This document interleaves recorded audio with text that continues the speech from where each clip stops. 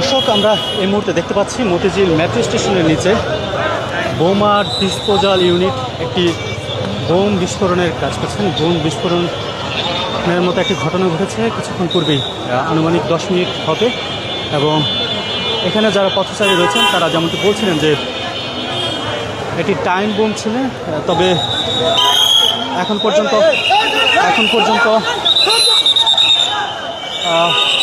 এই বিষয়ে কিছু জানা যাচ্ছে না।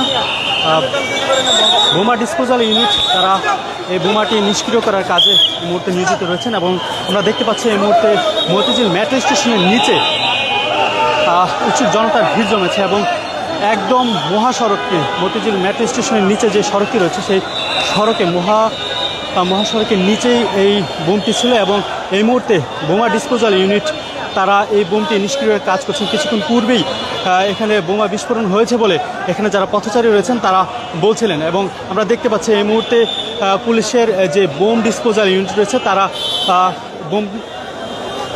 বোম নিষ্ক্রিয়ের কাজ করছেন। আমরা যদি আপনাদেরকে এখান থেকে 2 জন বোম ডিসপোজাল ইউনিটের সদস্য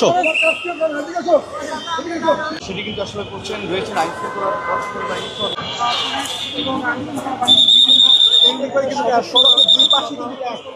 দর্শক, আমরা এখানে উৎসুক জনতার ভিড় দেখতে পাচ্ছি। এমন একটি চাঞ্চল্যকর ঘটনার পর উৎসুক জনতার ভিড় এখানে উপচে পড়ছে এবং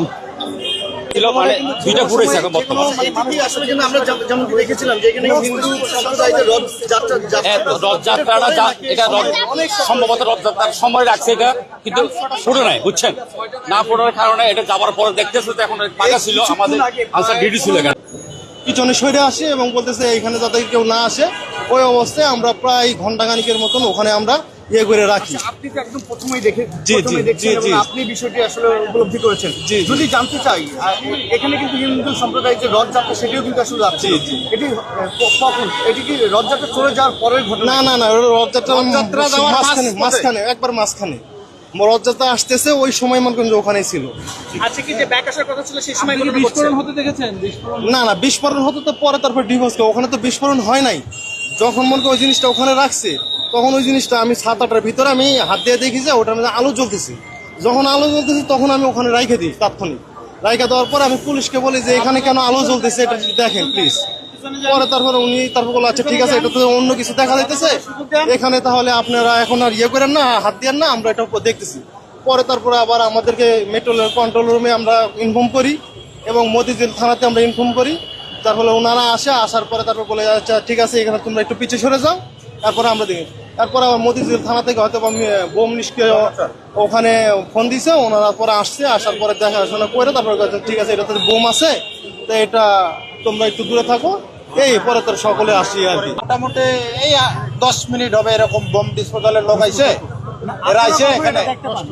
আমরা মোটামুটি 6:30 দিকে 6:30 বা 6টার দিকে এরকম হবে সঠিক টাইমটা। এই বোমটি তারা লক্ষ্য করে তাদের সাথে কথা বললাম। তারা যেমনটি বলছিলেন যে রথযাত্রা আসার ঠিক আগ মুহূর্তে অর্থাৎ ডিসপোজ করা হয়েছে সেই বোম ডিসপোজ করা সেই স্থানটি, এবং এই জায়গাটি কিন্তু আমরা দেখতে পাচ্ছি যে একদম ক্ষত হয়ে গিয়েছেন, একদম রাস্তার একদম পাশে। এবং অন্য আরেকটি বোম ডিসপোজ করা হয়েছিল সড়কের মাঝামাঝি স্থানে, এবং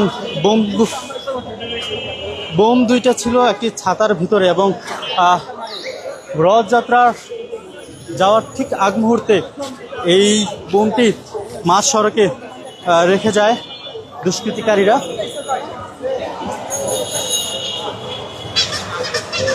বোমটি কে বা কাহারা রেখেছে সে সম্পর্কে এখনো কোনো ধারণা পাওয়া যায়নি। আইনশৃঙ্খলা বাহিনীর সদস্যরা বোমটি রেহাই পায়।